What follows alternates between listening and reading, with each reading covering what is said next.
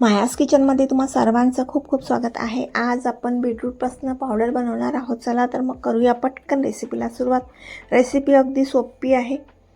सध्या हिवाळा आहे, हिवाळ्यामध्ये भरपूर प्रमाणात बीटरूट मार्केटमध्ये अवेलेबल आहे आणि हिवाळ्यामध्ये अगदी स्वस्तसुद्धा राहते। जर अशा प्रकारे आपण पावडर बनवून ठेवलं तर हे पावडर आपल्याला वर्षभर अगदी पाहिजे तेव्हा आपण यूज करू शकतो। तर इथे मी अर्धा किलो बीटरूट घेतलेले आहे। हे छान स्वच्छ पाण्याने धुवून घेतलेले आहे।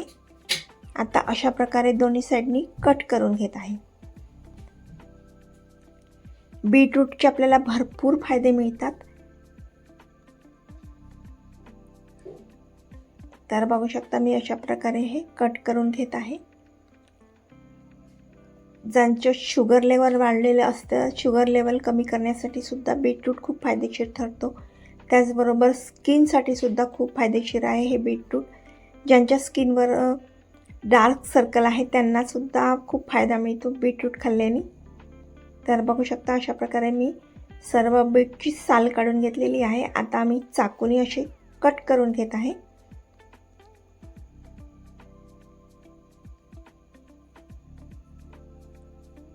हिमोग्लोबिनचं प्रमाण जर कमी असेल त्यांना सुद्धा बीटरूट खाल्ल्याने खूप फायदा मिळतो।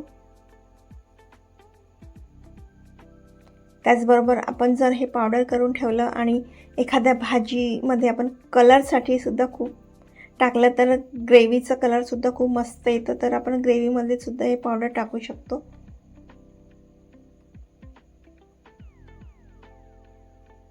अगदी पाहिजे तेव्हा आपण हे पावडर अगदी कधीही आपण कामात आणू शकतो। अगदी सोप्या पद्धतीने हे पावडर बनवण्याची पद्धत आहे। तर बघू शकता मी हे अशा प्रकारे कट करून घेतलेलं आहे। पण यापेक्षा अगदी सोपी पद्धत आहे दुसरी। हे जे कट करून घेतले हे तर आहेच, पण आता एक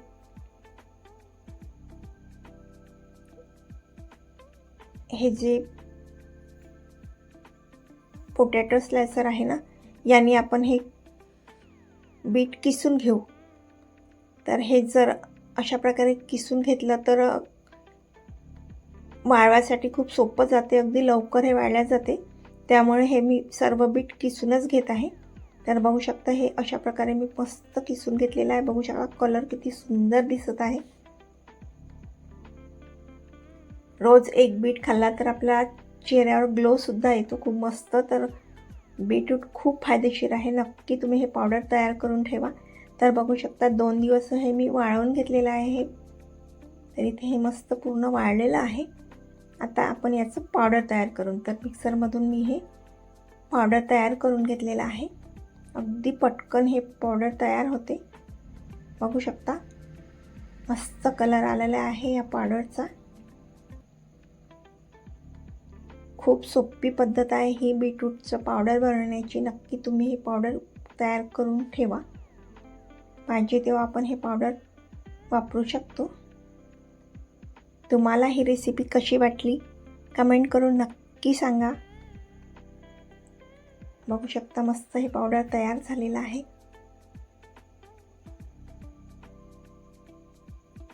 तर इथे आपलं पावडर तयार झालेलं आहे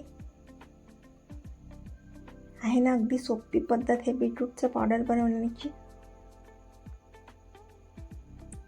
पुन्हा भेटू अशाच एका नवीन रेसिपी सोबत। तोपर्यंत बाय।